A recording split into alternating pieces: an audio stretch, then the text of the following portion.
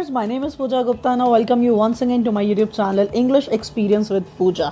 आज आपके सामने जो एक असेसमेंट है वो है वोकैबुलरी टेस्ट. हम ऑलरेडी बहुत सारे वोकैबुलरी टेस्ट कर चुके हैं, बट आज जो आपके सामने है उसे MCQ कहते हैं.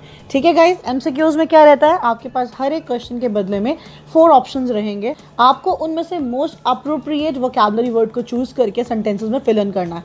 ये तो ईजी है, आपने हमेशा से कर रखा है, पर आज हम क्या करेंगे, हम देखेंगे कि बाकी 3 जो है वो क्यों सही नहीं है. इसे हम कहते हैं मेथड ऑफ एलिमिनेशन.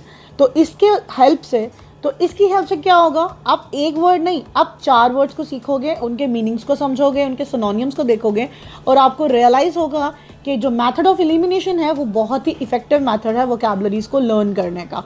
तो चलिए शुरू करते हैं बिना टाइम वेस्ट किए अपने स्लाइड नंबर 1 से.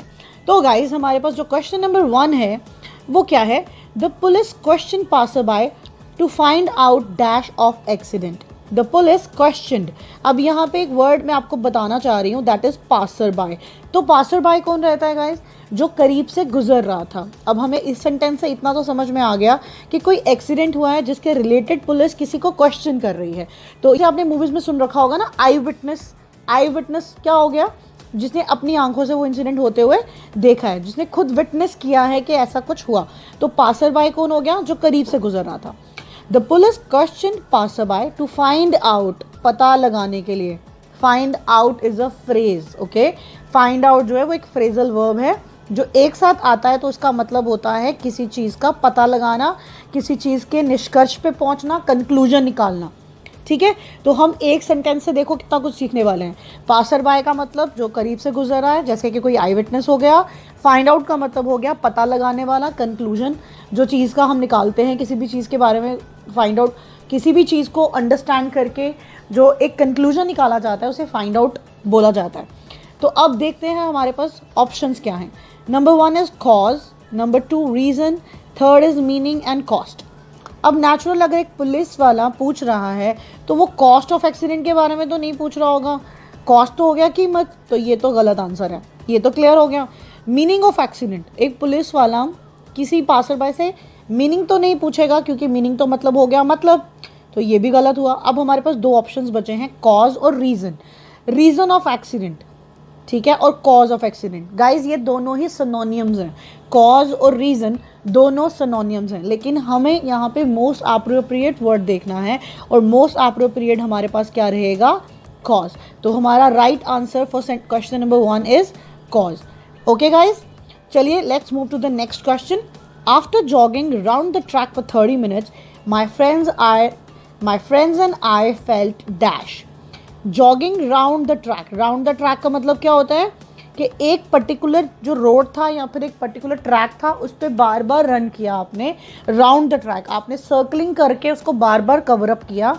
और 30 मिनट, फॉर 30 मिनट. तो जब भी टाइम का यहाँ पे बात किया जाता है तो फॉर का इस्तेमाल किया है. ठीक है, फॉर क्या है, एक प्रेपोजिशन है. फॉर क्या है, एक preposition. My friends and I felt, मेरे दोस्त और मैंने महसूस किया. अब देखते हैं हमारे पास ऑप्शंस में क्या है. Number 1 is exultant. एक्सल्टेंट का मतलब होता है बहुत खुश होना, बहुत जॉयफुल फील करना. ठीक है, तो एक्सल्टेंट, अब अगर हम ट्रैक कर रहे हैं तो एक्सल्टेंट हो सकता है, तो इसे हम थोड़ा देर के लिए रख लेते हैं. मे बी शायद यही हमारा राइट आंसर हो. Let's move to the option number 2, exposed. Exposed होता है किसी चीज़ के सामने आ जाना, किसी चीज़ का एक्सपोजर होना. जैसे कि अगर आप बहुत देर तक धूप में खड़े रहोगे तो आपको सनस्ट्रोक हो सकता है. सो आपको सनस्ट्रोक क्यों हुआ, due to the exposure to the sunlight for longer hours, right. तो एक्सपोजर भी यहाँ पे ठीक नहीं लग रहा. एक्सूबरेंट, अगेन एक्सल्टेंट और एक्सूबरेंट दोनों सिनोनिम्स हैं. इसका जो बेस वर्ड है वो है हैप्पीनेस. ठीक है, अगर आप हैप्पी फील करते हो, if you are glad about something, तो आप एक्सूबरेंट और एक्सल्टेंट दोनों वर्ड्स को यूज़ कर सकते हैं.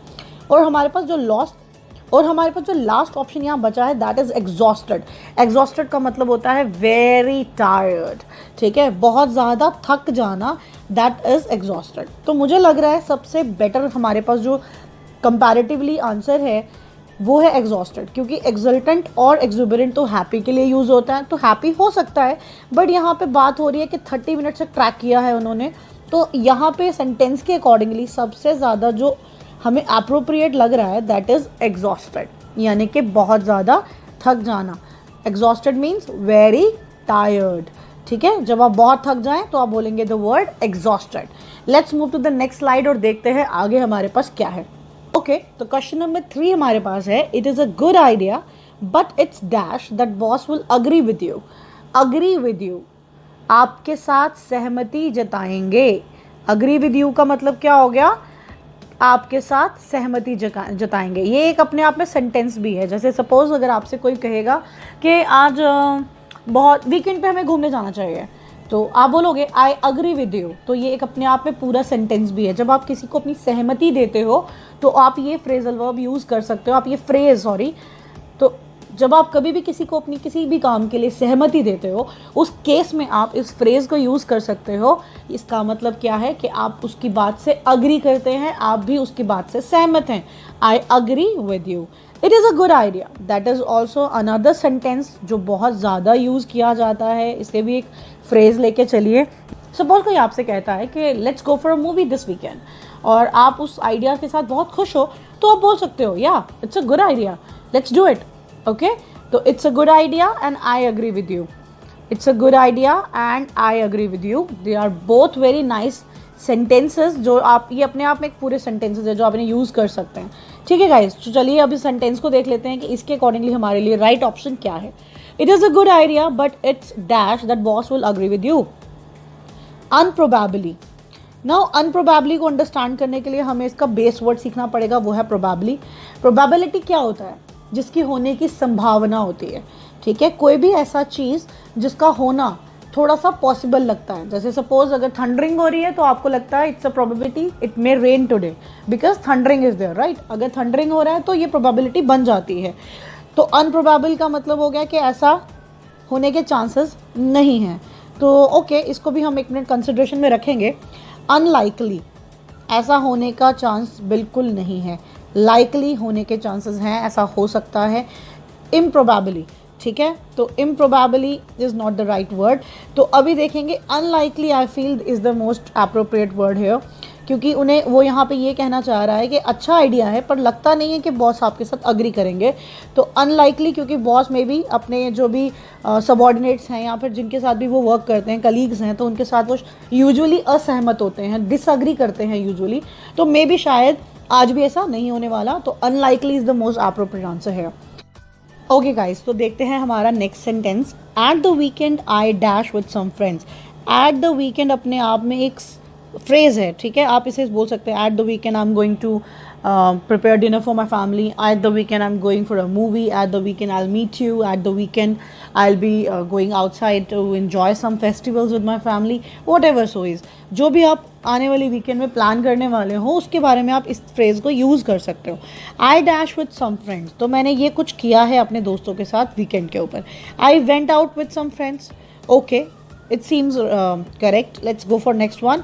Went for fun, this is not right. Went for fun, no, that's not correct. I played with some friends, okay, it could be right, but what did you played, that is not mentioned. तो ये भी हमें most appropriate तो नहीं लग रहा। I enjoyed with some friends, तो आपने enjoy किया but क्या, I enjoyed what, तो ये भी कुछ incomplete सा लग रहा है। तो I believe सबसे ज़्यादा appropriate यहाँ पे हमारे पास होगा वो है went out. I went out with some friends. At the weekend, I went out with some friends. ठीक है, this is the correct one. Let's move to the next slide and see what we have here. Your father's brother's daughter is your dash. Okay, it's a little kind of riddle. So let's solve it. Your father's brother is your uncle. So this is solved up to here that he is your uncle. Now your uncle's daughter is your what? Let's see. Niece. No. नीस किसे कहेंगे, नीस होता है भतीजी, ये तो बहन की बेटी को कहेंगे, राइट। Cousin sister. अब यहाँ पे मैं एक चीज़ आपको बताना चाहती हूँ, ये जो हमने लिखा है यहाँ पे कज़न सिस्टर, यहाँ पे आपको एक चीज़ क्लैरिफाई करूँगी। अगर आप कभी भी कहते हो कि ही इज़ माई कज़न और she is my cousin sister, तो ये ग्रामेटिकली रॉन्ग है। सिस्टर नहीं बोलेंगे आप, सिर्फ कज़न बोलेंगे। सपोज अगर आप बोलते हो शी इज़ माई कज़न, तो ये अपने आप में कन्वे हो रहा है कि वो ऑलरेडी एक लड़की है, तो आपको ये बोलने की ज़रूरत ही नहीं है she is my cousin sister. ये ग्रामेटिकली रॉन्ग है, आपको सिर्फ बोलना है शी इज़ माई कज़न। तो ये ऑप्शन अपने आप में पहले से ही गलत हो जाता है। उसके बाद आ गया हमारे पास रेस्ट। उसके बाद हमारे पास दो ऑप्शंस रह जाते हैं, that is cousin and aunt. तो आंट तो हो नहीं सकती क्योंकि वो मेरे अंकल की बेटी है, right? If she is your uncle's daughter, then the cousin is the right answer. So C is the correct answer. Okay, let's move to the next question. Are you planning to go dash for the weekend? Are you planning? Are you planning? क्या आप plan कर रहे हो? Are you planning to get married? Are you planning to pursue graduation? Are you planning to pursue engineering? Are you planning to visit your friend? तो क्या आप किसी के साथ कुछ करने का प्लान कर रहे हो? ये एक फ्रेज है जो आप यूज कर सकते हो जब आपको ये सब बातें कभी भी किसी से पूछने होंगे. Are you planning to go dash for the weekend? Off is not the suitable one here. Are you planning to go away for the weekend? Are you going out for the weekend? Are you planning to go far for the weekend? Are you planning to go away for the weekend is the most appropriate one. Okay guys, far होता है दूर जाना, but far away अगर हमारे पास होता that would be correct. ठीक है, but यहाँ पे हमारे पास सिर्फ एक ऑप्शन है, that is far और away, तो हम इसे नहीं चूज कर सकते. Are you planning to go out for the weekend? That is also somewhere suitable, but I feel the most appropriate one would be away. Okay, because जब भी हमारे पास MCQs रहते हैं and you are trying to learn your vocabulary or you are trying to upgrade your vocabulary, you must go for the most appropriate answer, right? Suitable, they could be suitable, but if you are given the choice of having an appropriate answer, you must go for that one only, right? Let's move to the next slide. I love all fruit but dash strawberries. Okay, I feel one word is missing from here, but I dash, but I love, I feel that is the word that is missing here. I love, okay, I love all fruit but I love special strawberries. Special तो हो गया particular किसी चीज़ के लिए, but यहाँ पे special strawberries जैसी कोई चीज़ आई डोंट थिंक ऐसा कुछ होगा. उसके बाद है specifically, but I love specific. अब देखिए स्पेसिफिकली क्या होता है, जैसे हमें कहना है कि मुझे वो स्पेसिफिक फाइल चाहिए, तो मैं उसके लिए कुछ डिटेल्स दूंगी. I want that red one, तो ये स्पेसिफिक हो गया, ठीक है, वो वाली चीज़ ही चाहिए. तो ये भी यहाँ पे सुटेबल नहीं जा रहा, क्योंकि स्ट्रॉबेरीज तो अलग अलग तरह के होते हैं, बहुत अलग अलग कंट्रीज से आते हैं, राइट? उनके टेस्ट में, उनके कलर में, उनके शेप में डिफरेंस होता है. तो specifically is not the suitable one. Especially I feel is the most suitable one, because he is saying, whomsoever the person is, he is actually telling you that I love all fruit but I love especially strawberries. That is the, I feel that is the most appropriate answer over here. So the right answer here would be especially.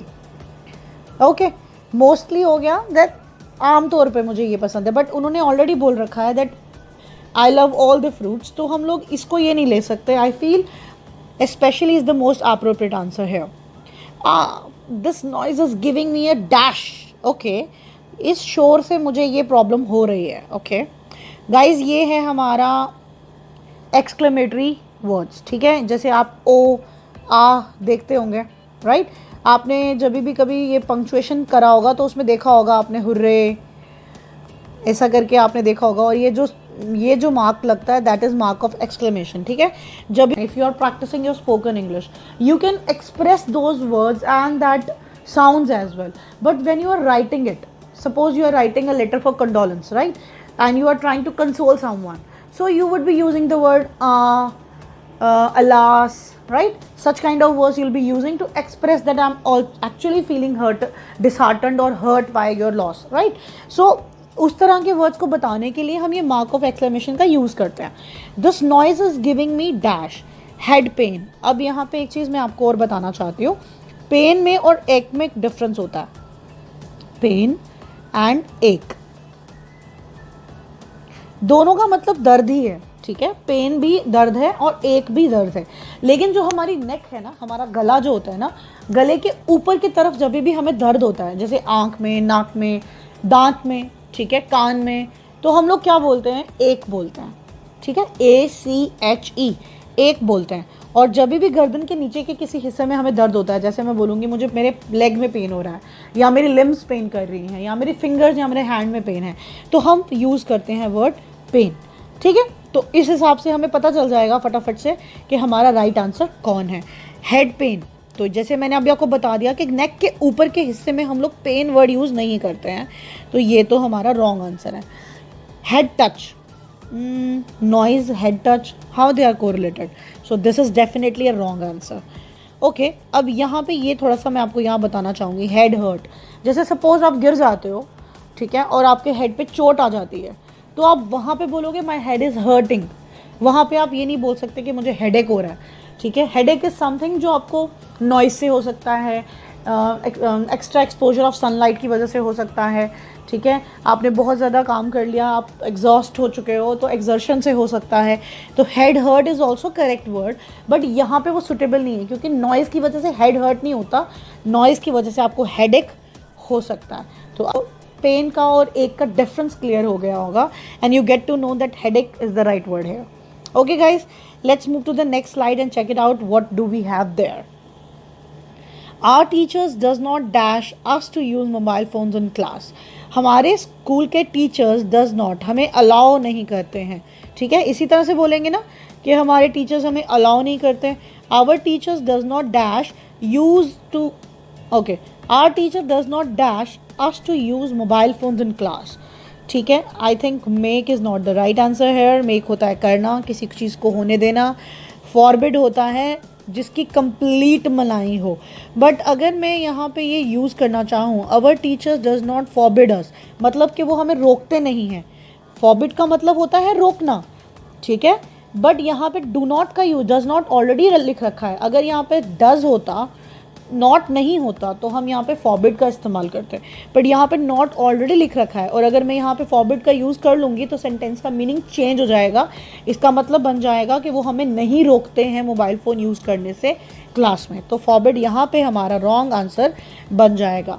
Late, late होता है करने देना, किसी चीज़ को होने देना। जैसे मैं बोलूँगी let us go for a movie tonight, ठीक है, चलो ऐसा करते हैं। लेट मी हेल्प यू, चलो मैं आपकी मदद करता हूँ, ठीक है। जो हम किसी चीज़ को करने को अग्री करते हैं, तो हमारे पास सबसे अप्रोप्रिएट, यानी पे एक ही यहाँ पे अप्रोप्रिएट वाली बात ही नहीं रही, यहाँ पे हमारे पास राइट आंसर वाली सिचुएशन है, और अलाउ जो है वही एक सही वर्ड है जो यहाँ जाएगा।